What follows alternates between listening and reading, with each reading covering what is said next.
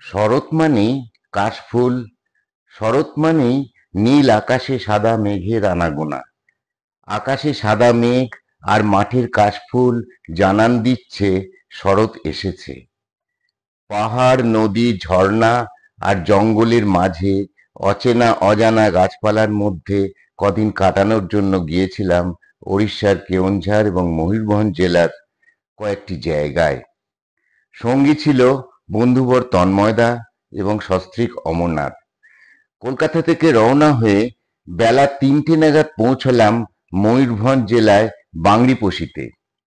পথে লোদাশলির জঙ্গল পার হলাম।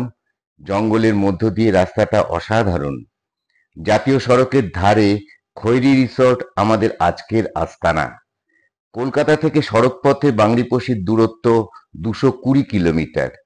খৈরি রিসর্টের রুম বুকিং এর জন্য ফোন নম্বর এবং যাবতীয় তথ্য ডেসক্রিপশন বক্সে দেওয়া আছে। খৈরি রিসর্টের পাশেই বুড়িবালাম নদী।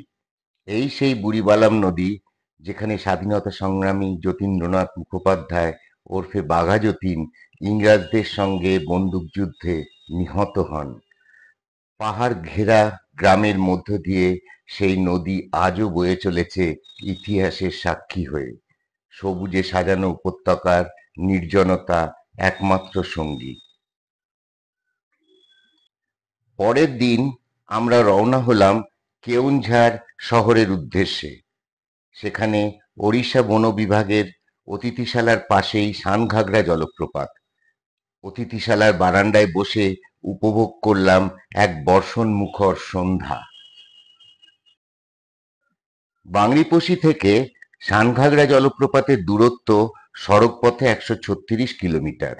জঙ্গলের মধ্য দিয়ে বাঁধানো সিঁড়ি বেয়ে ওপরের ভিউ পয়েন্ট থেকে দেখা যায় সানমচক্কনন্দনা নদী পাহাড়ের ওপর থেকে নিচে ঝাঁপিয়ে পড়েছে এক বিশাল পাথরের ওপরে।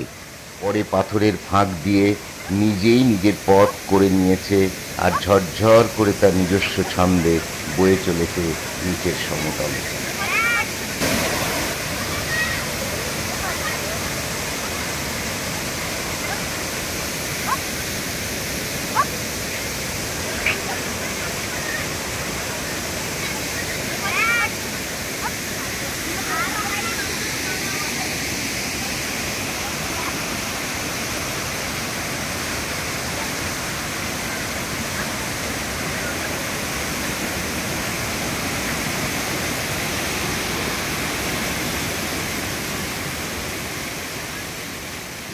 পরের দিন সারাদিনের জন্য ঘুরে নেওয়া যেতে পারে ২০ কিলোমিটার দূরে গুচিন্ডা জলপ্রপাত।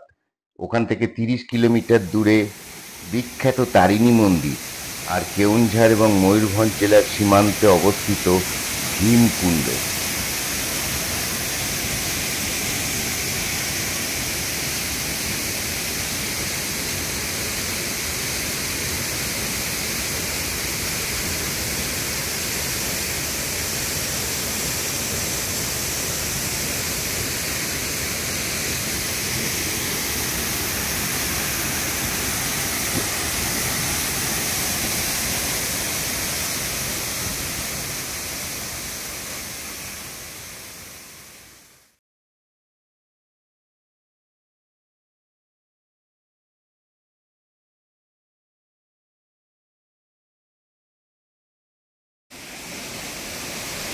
এখানে বৈতরণী নদী গোনাসিকার মতো দ্বিধাবিভক্ত হয়ে বিশাল এক পাথরকে মাঝে রেখে পাথুরে জমির ওপর দিয়ে খরস্রোতে বয়ে চলেছে।